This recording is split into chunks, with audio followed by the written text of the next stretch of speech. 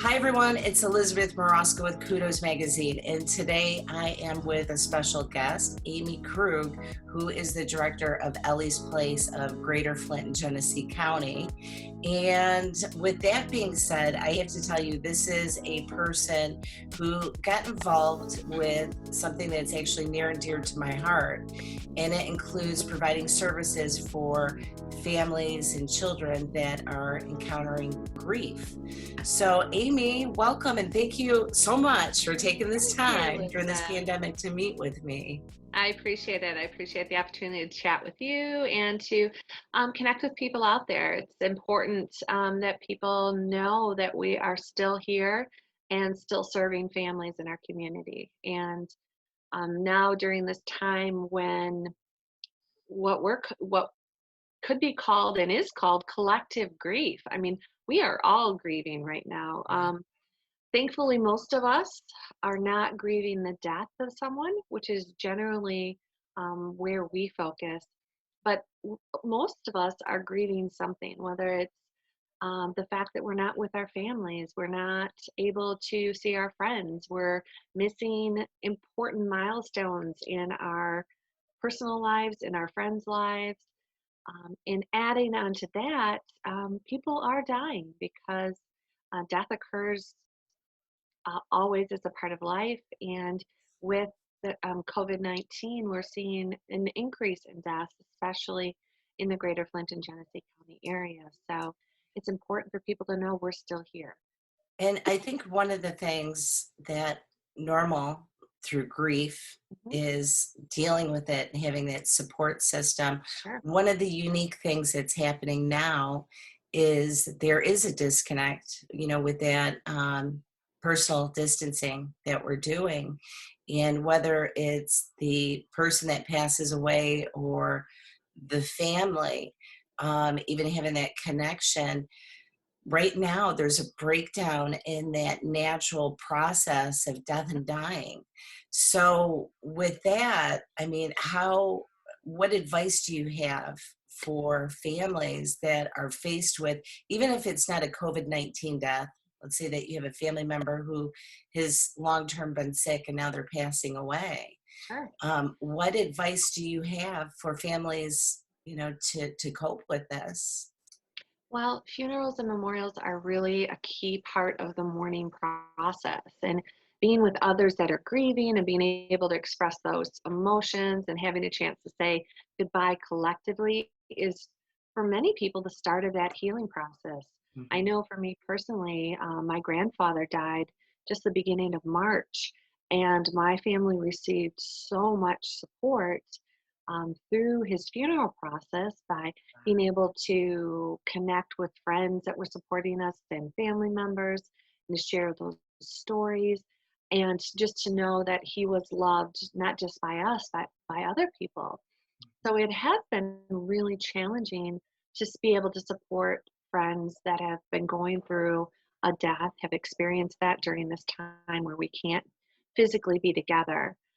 But there's still ways that we can help those people in our lives. And one of them is to connect with the family virtually and share a story about the person. That's one of the most important things. I think it just reinforces that the person's life was meaningful, that it was important, that their impact was beyond just what we know. Sometimes you get to hear an aspect of someone you didn't even know about, and it's another nuanced way of remembering your person. We encourage people to write a letter to the deceased. Sometimes children and adults are not being able to say goodbye to their person or visit their person because they've died, just due to the, you know, visitor restrictions and things like that. They can write a letter to their person and let them know what they would have wanted them to know. They can either keep that or even some people choose to burn that letter and release those words into the atmosphere so that That's that's to their beautiful. person. Yeah. Mhm, mhm. And then also, work together to plan memorial for gathering when it's permitted again, because we will get to the point where we will be able to safely gather. Um, don't know the date or when that's all going to happen, but there will be a time. And that can include the kids as well. It's really important that we're including the children as part of their process. And, if they're not able to write that letter themselves, maybe you could talk through it. You could say, what would you have wanted your person to know? And, you can help write that down, or you can have them draw pictures, all of those things. Um, those It's are smart. always really concrete ways of doing that. And one of the best things I think about what Ellie's Place does when helping individuals deal with grief is that we are very activity based, very hands on. I tease sometimes when people hear about a peer support program, they kind of envision the idea of a bunch of people sitting around in a circle talking about themselves. And Mhm, while we certainly do the circle and talk about our person and who we are, 99% of what we do is based on activities. And mhm. so those are things that we're continuing to share with our current families and new families, and even promoting out there on our social media and on our website.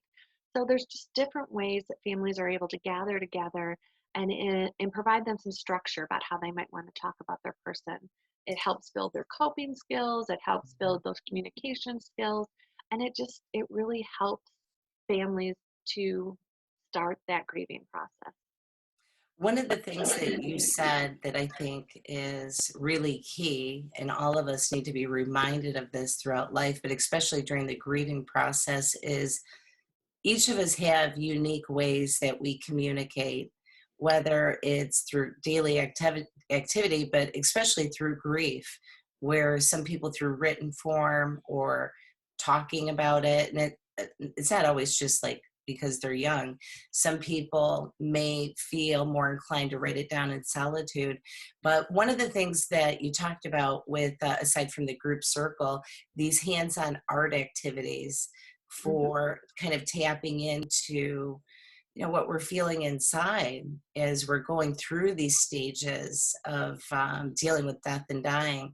And I remember a while ago you had some artwork that you've shared in multiple ways from some of the youth that have gone through your program. Can you tell us a little bit about that? Because I felt it was beautiful and you could feel the healing literally in some of these pieces.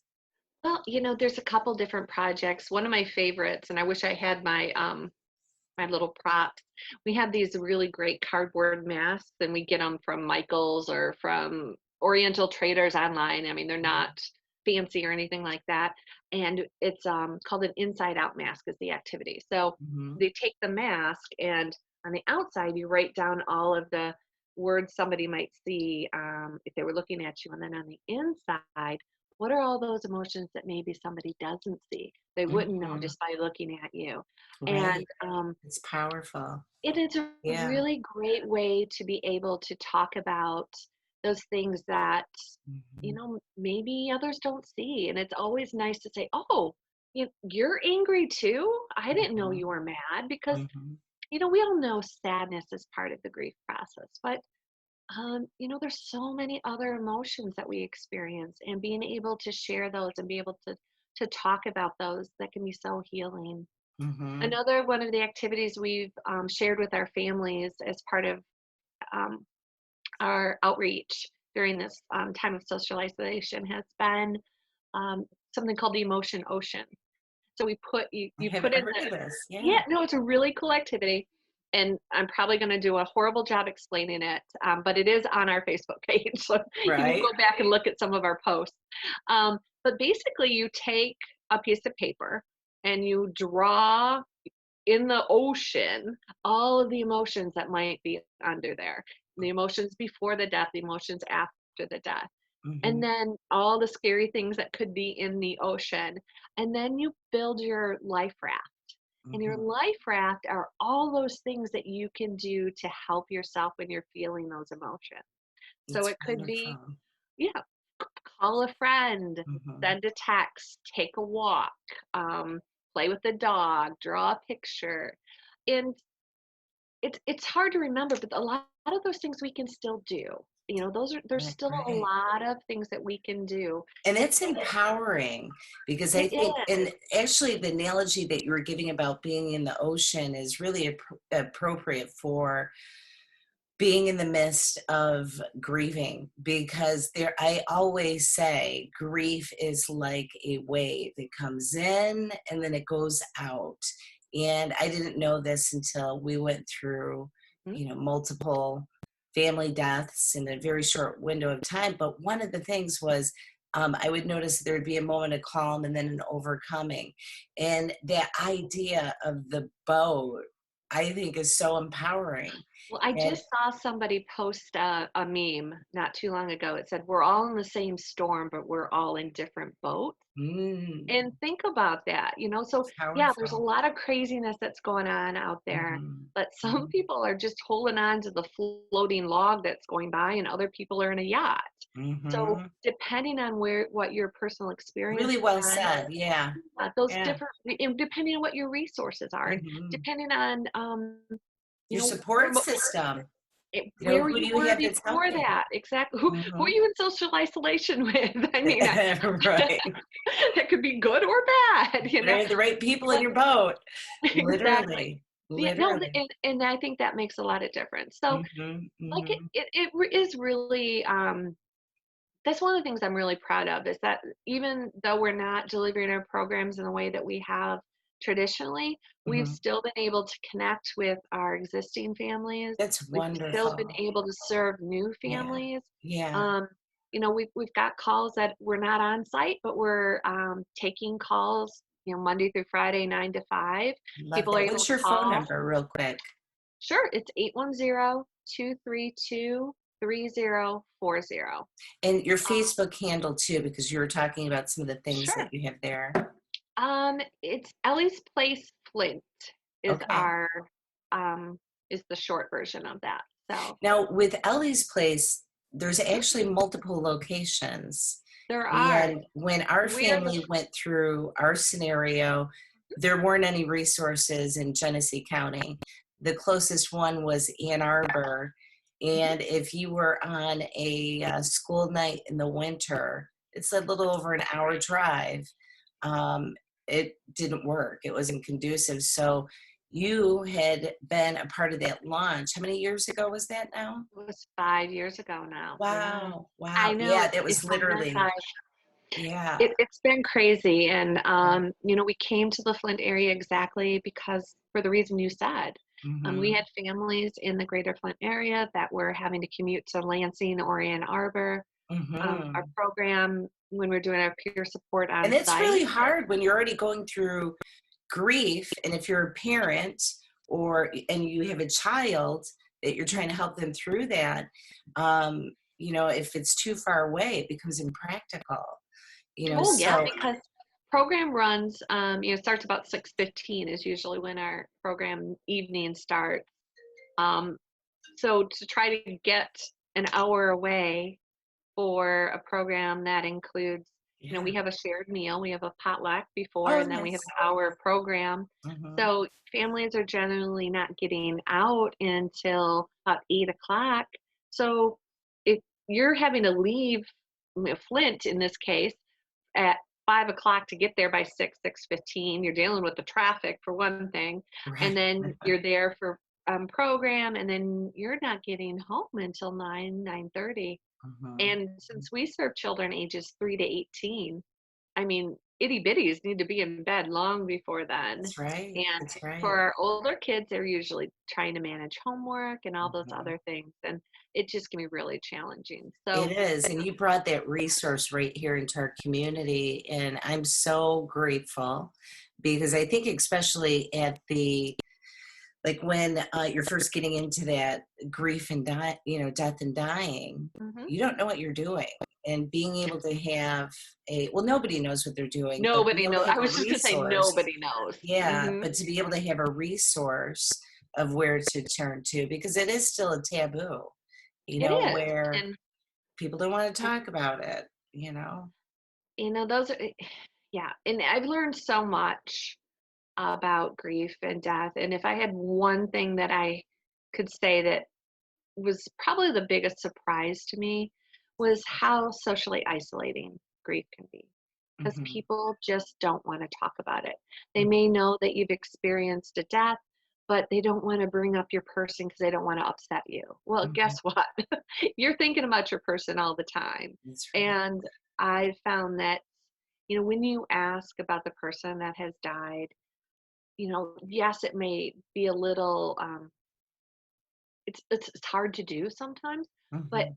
people are so thankful that you say their name, that you say, "You know what? I heard a song the other day and it made me think of your person." And Mm. they were such a bright light in my life. And Mhm. Mhm.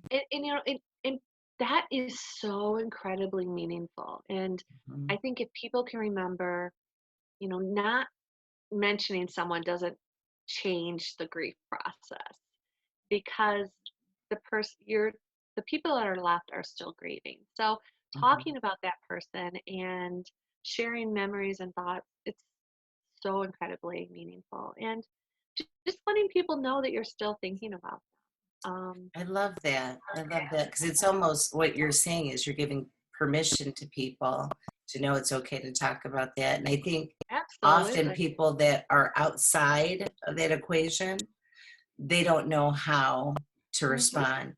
So they end Right. up doing nothing or saying nothing. And I One think of if more people knew it was okay, they the might, try, in other ways. One of the saddest things one of my families ever told me was that, after his wife had died, people were incredibly supportive, would go out of their way to talk to him and give him hugs. And he says, after a couple months, people would start avoiding me. He goes, I remember being in the grocery store and a neighbor saw me and went down the other aisle. Wow. And he said, I know they just didn't know what to say to me, and they just were, Mhm. just thought, "I won't Mhm. see him, that way he won't have to talk to me." They Mhm. didn't they knew it wasn't meant to be hurtful, Sure. but it broke his heart because Right. know Right. so Right. I think that we have to be comfortable with our own Mhm. understanding of death, and, Mhm. that helps us to help others. Mhm. Yeah, Mhm. and there's some pointers I'd love to share if we have some time, is about ways Yeah, I would love families that. can talk to kids. So, Yeah, one of tell the me. things that we really want folks to know is, especially during this time, um, when there is so much talk about death, to try to remain calm, try to remain matter of fact, use really clear vocabulary. We we never we never nobody never try to avoid things like loss. Sometimes for adults, it's a lot easier to say, "We lost someone." No, we didn't lose them, they died. It can be very confusing because, a 3-year-old might lose their stuffed animal, but they find it the next day. That's And right. so it's hard for them to understand that. So, Mhm. don't use loss, don't use sleeping, try to avoid passed away. Those all can be really confusing. Explain in a way that they understand that death means a person's body doesn't work anymore.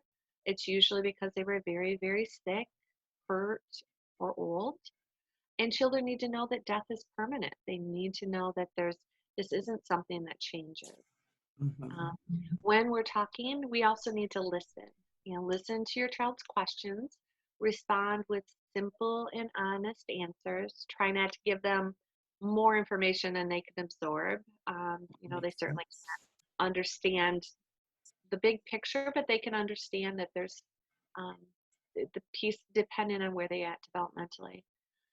One of the hardest ones is, you can't promise that you will never die, because that children worry that their parents or other family members could die, Mhm. and you can't promise that you won't. Instead, remind them that you expect to live a very long time, and that you want to be there to take care of them, and that there will always be someone to love and care for them. And then explain as much as you're able to. So, when appropriate, kind of explain what a funeral or memorial is. Explain, you know, those processes. And you can explain that, a lot of adults find that closure really helpful, and those are traditions and ways that they can honor their person, and then find ways that the children can be part of that as well. So, and sometimes know that children ask repetitive questions. So they might ask the same question about death, or they might incorporate that into aspects of their play, because that's really how kids process things, and that's normal, and it's kind of their new way of making sense of new information. And um, when given the permission, children are remarkably honest about death and talking about their person. I'll never forget the first time I had a 3-year-old come up to me and say, "My daddy died in a car accident." And it just took my breath away for a minute to see somebody so little that could verbalize something that I would have challenged with. But she knew she was at a safe place. She knew she was with safe people, and she had been given those words. And um, it really was helpful for her to be able to process that. Wow. Wow, that's great.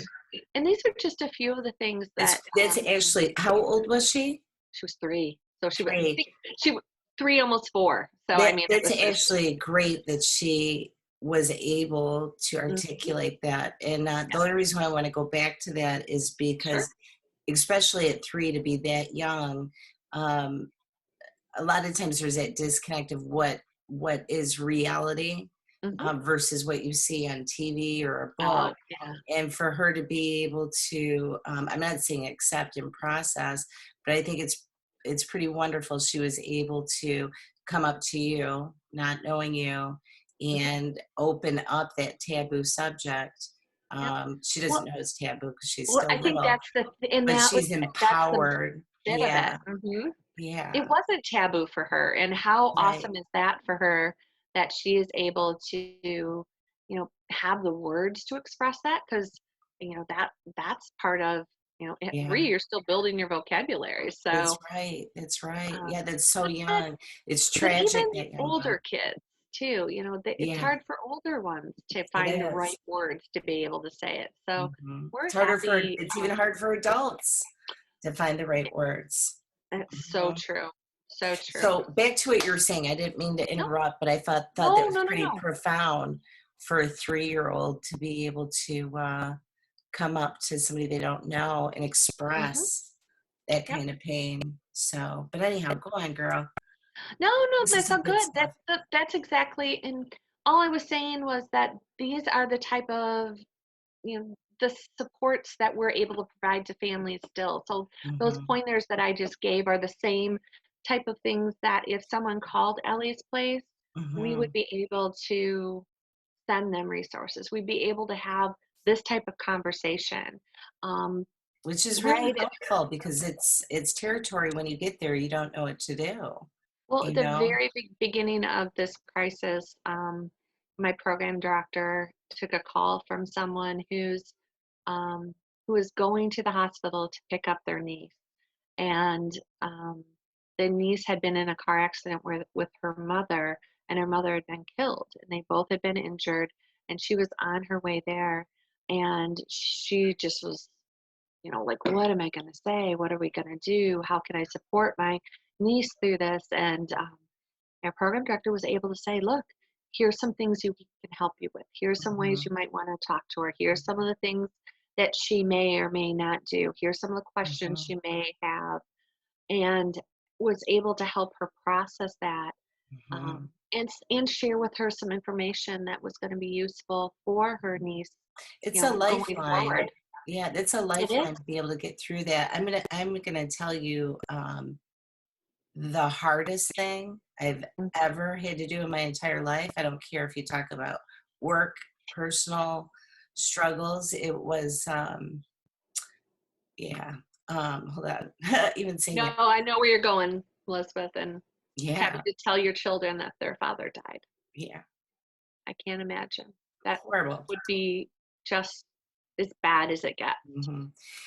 And I didn't know the words, and I think people don't know, excuse me, they No, don't honey. know, No, I mean, and I I think still you're remember to this day, when I hit to tell. But this is the one thing that was pretty profound that I'll tell you, because my oldest one was actually 9 at the time, and after, their dad, my husband, passed away, when I told them that news, my son had said, "I'm almost relieved." And the reason why was because he had been sick for so long, and you've probably heard this before, of this, swaying of they're going to die, they're not going to die, they're going to die, they're not going to die, it's not their time. And at the end, their dad was on life support for, it was almost 4 weeks. So Mhm. it was this roller coaster. And, but later on, he felt bad that he said that. And I told him, no, that sense of relief was something that we all felt, including, their dad, of, being able to release. But, Sure. that is actually one of the most challenging things. And I think even if Ellie's Place didn't do anything else but help connect families with those steps of how do you get through it and communicate, it can help people literally through a tsunami. Yeah, that's where it's not just the ocean. The ocean's turned into tsunami. Yeah. And yeah, yeah. Well, I think that's really special that your son was able to say that, because that's a really hard thing to be able to verbalize. Mhm, mhm, Because you know, we have similar experiences. When we lost my grandma, mhm, adored her. She was an amazing woman, but mhm. she'd suffered and she had Alzheimer's, and I Oh, would not wow. wish her back for anything. Right, But right, so I understand that feeling of relief, but then there's also that, oh my gosh, that awful guilt. Like, how could I not want her back? Well, she right, wouldn't want to be right. back, and I'm sure the same would be said for your husband. And And I think that's key, because then a lot of people feel guilty after they have that, natural reaction. mhm, But it's a normal part of the process. it is. Yeah, And and then, it's normal to being feel able that. to talk about that and to be Mhm. able to have those honest conversations, it's That's right. so awesome that your son was able to say that. And then Yeah, it was awesome that he was able to come back and say, "No, I feel really bad for having said that." And you were yeah, able to share that yeah. that's part We of had it because all felt that, but mhm, he actually said it. So I think bless him. that gave the rest of us permission Mhm, to feel that. And when you have death comes in different packages. There's sure some does. that are quick and some that are drawn out. And through each of those, there's unique emotions that the person that's passing away is experiencing, but also all the family and loved ones. And when you can have someone, and maybe it was because how young he was, to be able to come out and say that. Sometimes kids give You're adults so permission. honest. Yeah. Yeah, they're honest, but through their honesty, it gives permission for healing and dealing with our own truths to carry on.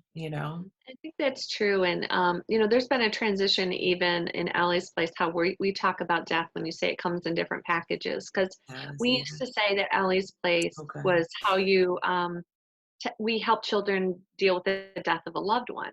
Uh-huh. Well, now we talk about helping children grieve the death of someone in their life or someone significant. And Mhm, we try to avoid that loved one piece because death can be complicated. mhm. If you're estranged from your father, say, Yeah. and he dies, you no longer have an opportunity to mend that relationship. You Mhm, might not mhm, think, oh yeah, that I really loved him and that was a good thing. Well, maybe it was kind of complicated, but that mhm, is still a mhm. very significant relationship. And so we try to talk with families about that as well, because death is the end of the physical relationship, but it isn't necessarily the end overall. And how can we help families talk about that? Mhm. Because there are so many different packages. And I love how you put that death is the end of the physical relationship. And I think that that's key, is understanding, whether it's through our own thoughts or even like a spiritual connection that some people, may be in tune to. I think it's important to understand, because just like you were talking about the guy at the grocery store, mhm, he's going through and maybe he's still thinking about his wife, and it's not doom and gloom like the neighbor. It's still a part of us, even after physically they've left. Sure. And Yeah, those person, you know, every person we have a relationship is part of us forever. You it's know, right. they create their impact on us is part of us moving And make forward. sure you So, choose wisely who you allow in your inner well, circle. it's good and bad for sure. Right? We've both Hmm. been there, but Hmm. I think the most important part is really to help people heal is to provide them the space to talk about their person, to be comfortable with it when they don't want to talk. Right. Um, you really, what is the Right. saying that God gave us two ears and one mouth for a reason, so we can, listen twice as much as we talk. And That's right. I think sometimes it's a lot easier to try to fill those spaces. And sometimes people just need someone that's present.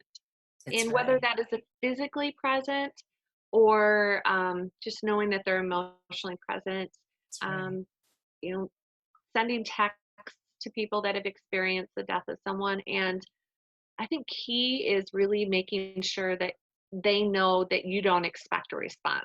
Like, Hmm. so if I was to send a text to someone, I would probably just say, I just want to let you know, I was thinking about you today. I saw a flower that reminded me of your person, and Right. Oh, I'm sending nice. love your way. Hmm. Hmm. I don't think sometimes it's not incredibly helpful to say, "How are you doing? What do you need? What do you want?" Hmm. Because Hmm. sometimes people don't really know, and then they almost feel like, "Gosh, I don't really wanna respond. I don't really wanna have a conversation right now," but then they feel guilty, and then that Hmm. guilt adds to all the other feelings that they Yeah, have, so right, right. but My best friend actually showed up on my door the next day, and she said, I forget what she had. It was like some food or something. And she said, I don't know if you want anybody here or not here, but I'm bringing you food. And if you don't want me here, I'm leaving. But I wanted to come. And I think it was that awkwardness of not knowing, what was going to be happening inside the house. Of course, I pulled her in the house, but that's food for thought. Is sometimes even if you don't know all the right words or the right things, take a couple steps forward to try to acknowledge that person that you care about that's going through that hard time, and be accepting that it might be ugly. and they might That's not all be right. ready for it. They might really just people are it's so funny. My sister and I have these conversations all the time because one of her children is very much like her, and she Uh, processes everything verbally. Like something happens, she wants to talk about it, and then it's good. For me, something happens, I want to think about it, I want to get my own right, ideas, and then I'm ready to talk about it. So one of right. her she has two boys, and one's like her and one's like me, and she'll be like, Hmm. he won't talk to me. I'm like, you gotta Hmm. give him time. That's just Hmm. not how he thinks. And I think that's Right. how people process different things. And That's right. so you have to be willing to meet that person where they are, not where you Hmm. are. And it Hmm. can't be about you and your feelings. Yeah, you got up and went to the grocery store and brought them, 10 bags of groceries, and they left them on the porch for 2 weeks and they spoiled. Well, you know Hmm. what? They weren't ready to go get the groceries. You've Right. got That's right. whatever Yeah. you need to do to help that person, it has to be Hmm. about what they need. And Hmm. whatever they need is okay. I mean, and that's the That's hard part. right. And It's one thing I want to say too is for people that are on the end, like the family that is going through the grief, is be patient with people because they don't know what they're saying. And I can almost give you a 99% certainty. People will say ignorant things and do ignorant things, but they don't mean anything by it. They don't know because they've never that been can on be that our next road. flyer. We'll put together a flyer of all the awful things people say thinking it's Oh, I could come helpful. up with some doozies, girl. We'll Oh, I know. brainstorm, Yeah. rattle it off. But I think that people need to be reminded of that because it almost can give them some armor so they understand or they're reminded of they're not even in a boat. They're in the ocean and they don't know what to say to Right. you. Yeah. Yeah. Well, and I think it's giving the people that are grieving permission to say no. That is not helpful for me. I don't Mm, want that right now. true. Um, because I think sometimes people, especially in our society, they want to do something that we're so action oriented. Hmm. And sometimes people are saying no and they really mean no. Mhm. Sometimes Mhm. they're saying no because they just don't want to bother you. Okay. They're Right. just those over polite people. Mhm. But sometimes Mhm. it's like, no, really, I don't want you to come clean my house right now I get because, that. yeah, Yeah. because Yeah. I need Define that space. boundaries. Yeah, or Mhm. and I think that we need to respect that. But I Mhm. think that there's things we can do. We can think about how people might be experiencing other losses. If our cultures, my culture, a lot of cultures are very driven by food. It's Mhm. dropping off a meal, even in social Those meals are distancing. huge. Yeah. Yeah, they can be. Um, get permission to send a meal from a local restaurant, Mhm. or send a gift card for a local restaurant or something like that. Um, Next time you run into a grocery store, just send them a quick text and say, "I'm making a grocery run. What can I give you?" Mhm. Um, Even in this time, we can offer to do yard work or things outside that people might need done. Mhm. And then just Mhm. remembering to keep checking in. I think That's initially, huge. so many people, right during the rush of everything, there's a lot of support, but then it just kind of feels like they're alone again in their grief. That's right. And it's not always easy, but try to remember there are special days that are going to occur, that person's birthday or a Mother's Day or a Father's Day, and there might be days that are significant that you have no understanding of. But if you're able to, if you know they're coming up, being able to support them, and if their person shares them, Mhm. even if it's the first anniversary of the first time they went grocery shopping together. I mean, pick something Right. trivial, but Holidays, it's yeah. meaning for them. Yeah, Mhm. if it's important, trying to honor that. And it's tough though. We just really want to make sure that we're supporting our loved one, our friends, our family, those people that have experienced the death. And from Ellie's Place perspective, we want people to know we are still able to serve them. We are still here to take calls. We're still I able to absolutely meet love people. that. And that was Yeah. one of the things I gotta tell you that, I was wondering as this was Mhm. happening, I thought, "Everything's closing. I Mhm. hope they're still open." And then when I found out that you were providing telecommute style Uh-huh. connection, I know how important that can be, when you're desperate. So I'm really grateful. I'm grateful even on the days not during COVID-19 that you're Well, out there and thank you. I helping the appreciate community. that. Yeah, Well, we're I love thankful to be here. We've been really, we had a lot of support from our community, and we Flint we've been through a lot of stuff. It's yeah. Flint funny, is an not amazing haha funny, community. What's that? but I said it's funny, not haha funny, but Oh, ironic funny is that I think we were finally starting to get through the water crisis, yeah, and I think this one has kind of knocked us back again, yeah, reminding families. So, that's something we also need to be aware of. We have a lot of trauma in our community that is right. re-triggered every time there's something like this, and That's right. being sensitive to that. And why is somebody seems so overly protective, or so overly, or Mhm, so not? Some people are acting like, hey, but based on how they respond to previous um, experience, mhm. it's probably pretty no, it's correct for them at that point in Right. time. Mhm, So, mhm, but for families that need us, for families that are grieving, phone and email still exist. We can mhm, still reach us at 810-232-3040. Um, you can speak to a program director. You can speak to me, just mhm. by going through our voicemails, and that'll be connected right to us. We're also sending out weekly activity packets to both our existing and new families. That's Um, wonderful. I we're on, love that. We didn't forget yeah, you during the second storm. I yes, love and that. we've got Facebook, LinkedIn, and Instagram. So those Mhm, are all ways people can connect with us. We do two different activities a week. that are on our Facebook page. One is a video activity where one of our facilitators Mhm. actually goes through and explains the activity to families. And That's then great. our website also has resources that families might need, quite a few ways that are COVID-19 related and non. I love So, that. and Now we have, you're a nonprofit, we are, we are, so people that wanna support you or yeah. make a donation, how can they get in touch with you? e- Obviously, they could call, but we're also Like, if they doing wanna mail online. you a check or send you something to support, how Well, would people get in touch?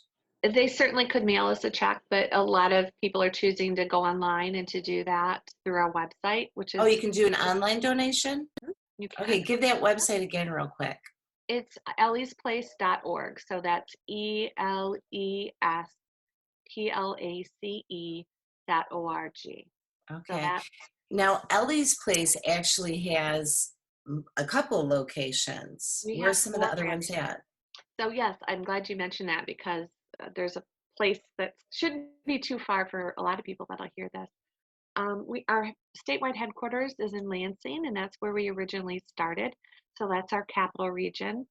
Then we have a branch in Ann Arbor that you mentioned, and then there's one in Grand Rapids, so West Michigan. Oh, I didn't know you did Grand Rapids. That's Yep, great. yep, yep. Way to They go, started. Ellie's Place. You guys Yeah, are rock stars. oh, we're trying. Yeah. We want to make sure that we're helping our communities. There's a lot of Mhm, grieving kids mhm. and teens and families out there, and And this isn't the able to topic help. that's like, out front and center, but I will tell you is you've created a resource that when people are in that tsunami, they need it. And if there's any way that people can provide a donation or support in some way, get involved because when that resource is needed, it's needed right then, not, well, they may need it a year from then, but as it's happening and unfolding, and that's made possible through people getting involved. So It is. you have a breakfast, don't you? That's We you, right? do. We've got two events, and this is an interesting time for event planning, as you probably are I well aware. do. Mhm. Um, we had a business leaders breakfast that was scheduled in May. We've rescheduled that for June, and we're still in conversations about what is the most responsible thing to do about that. Does that make sense that we move to a more virtual type event? Right. Um, because above all else, we want to make sure that people are comfortable and safe. So we have a We June might event, not be able to do it even if there's even if we wanted to. restrictions. Yeah. That's So right. so we're looking at new ways to make sure that we're the same way we're looking at new ways to do programming, we're doing looking at new ways to raise money. A lot of Mhm. organizations have gone to virtual events, which is Mhm. something that we're looking at. We're talking to sponsors and to donors and to say, how does this fit your need?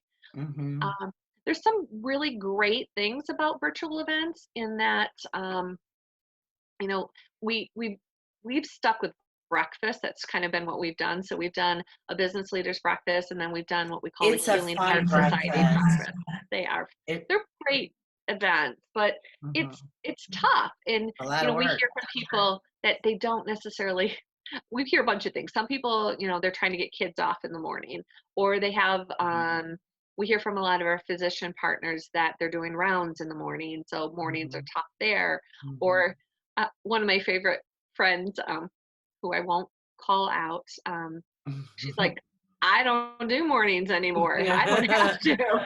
So I love you. I'll send a donation, but I'm not getting up that early. Right, right. So virtual events do give us that opportunity to do, maybe it's a Zoom or some other technology, but they can Mhm. also be taped and watched and supported in different ways. So Absolutely shared with other people that never would have exactly. been there. So yeah, so I Yeah. mean, so if you usually have 200 people in a room, well, maybe you can have 600 people in a virtual room, and Right, so right. We're and all learning. we are learning, and how can that we make that the most valuable way for people's time? And that was one of the things that we had talked about is what is of benefit to people, like how, especially for our business leaders, we were talking about, can we as grief experts, share different ways that they can support their staffs? Is that helpful? Mhm. Or can we talk about tips for integrating grief appropriate care into their EAP, their What's human resources, EAP? employee, um, Oh, something through something tense. HR. Yes, yes. Okay. So how I'm do an I? entrepreneur and I work for myself. I'm not familiar. No, and I couldn't, and I'm drawing a complete blank. Somebody out there is laughing at me right now, and like I'm on Who Wants to Be a Millionaire, and somebody's yelling at their TV like I do, and they're saying, "Oh, you idiot!" It's all Uh, right. I got your back. Yeah, yeah, yeah. but no, I mean, It's not just only important. as a fundraiser, but how can we, as a good community partner, be of assistance to Mhm. folks that are dealing? It's a whole new world. I It mean, for is. all of us, and it's not going to change overnight. We're not going to go Mhm. back to whatever was No, normal. that's March right. 15th is not are going to be our normal on May Mhm, 15th. mhm, And mhm, it might be a long time before that looks like what it used to, and it may never look exactly like that. So how can we be smart and mhm. supportive and engaged and um, you know continuing to be um, valuable to our community? Because we look at ourselves and the work that we're doing and really see it as an essential service, um, not essential in the way that our frontline nurses and doctors and that type of thing are, but something that is valuable to the community, and we want to make sure that it remains there. I know It's when the aftermath, and it is essential when you're there. And Mhm, one thing that I say is often people don't understand this path mhm, until they get on it. And they can say they understand it. They can say a lot of things, but till you get there, you really don't. And even if for now you have to do virtual, this is still providing a means for people to connect with that resource. So I guess what we have to do is count our blessings, find ways to refine it instead of focusing on, the stuff that we can't change right now. And that includes even that people are going to pass away, whether COVID-19's here or not. well, Death Elizabeth, is a part of life.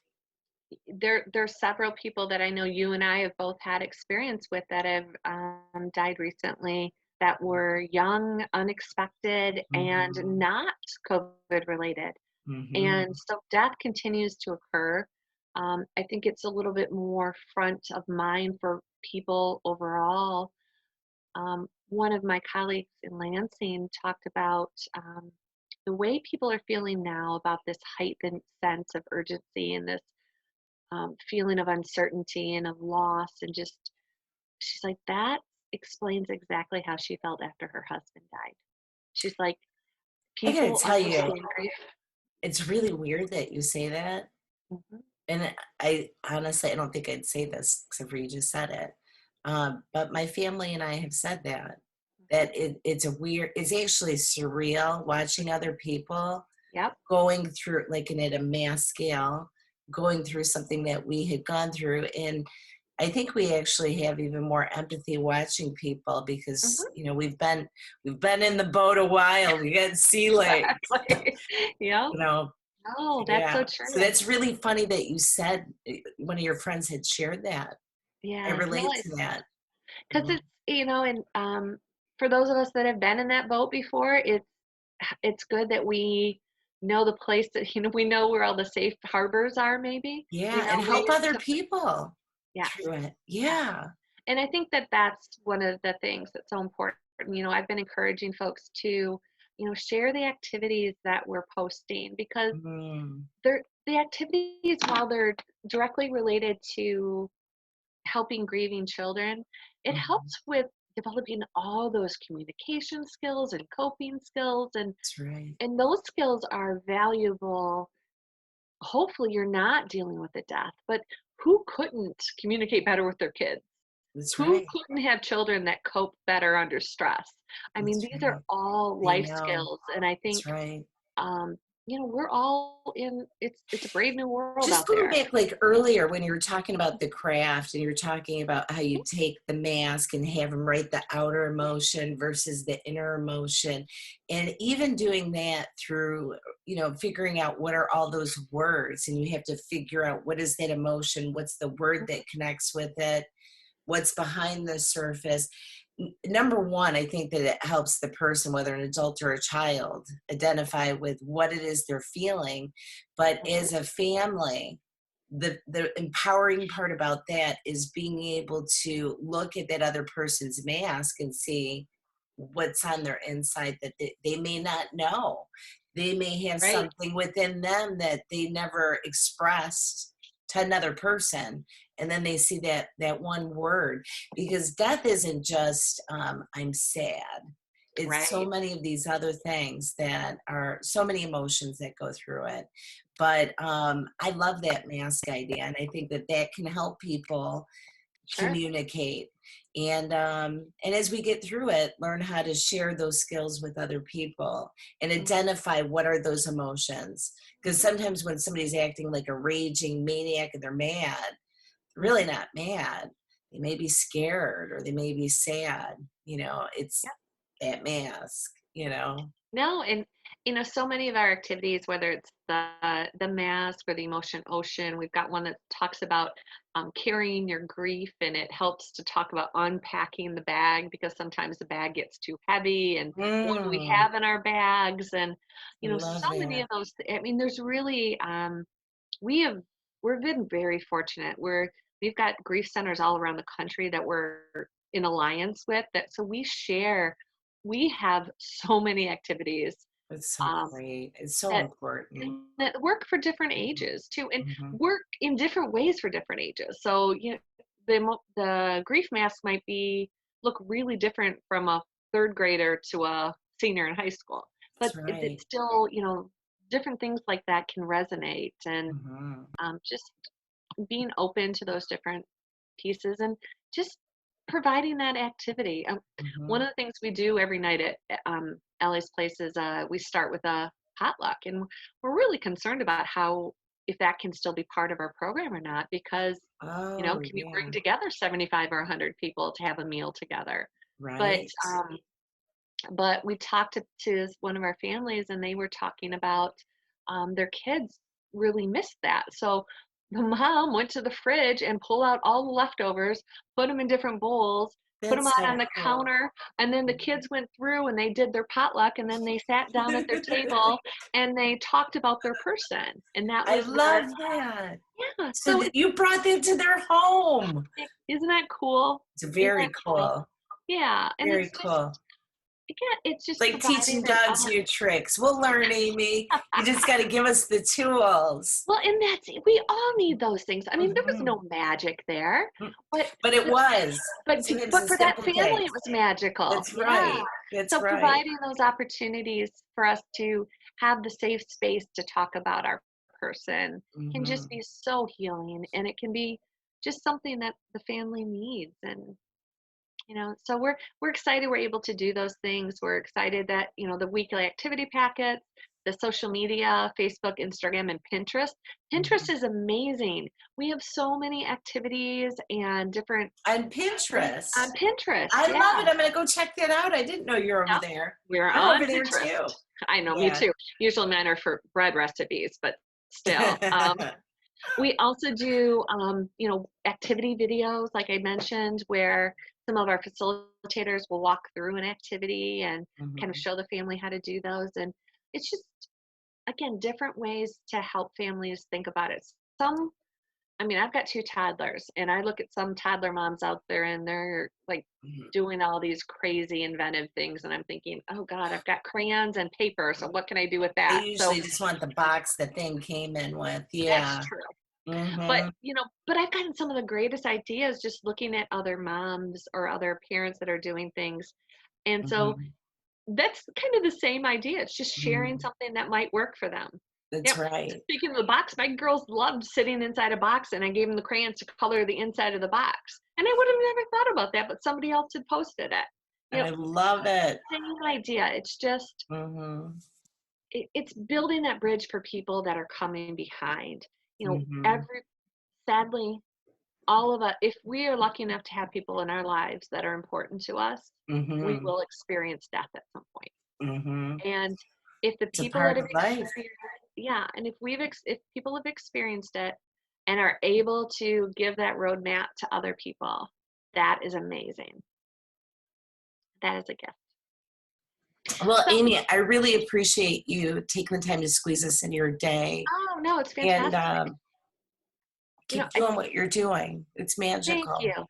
Well, and Yeah. thank you for sharing your story. You and I have spoken about, your husband and your experience with your boy. To know Mhm. that, because when people look at you, they see a strong, vibrant, amazing woman, and they might not know all the heartache you've gone through. And it's helpful to others to know that there's a way to get through this. There's a Right. way to grieve and to honor your person and to continue to live. And Mhm. sometimes it's really good to know that. And so thank you for being brave enough to share your story.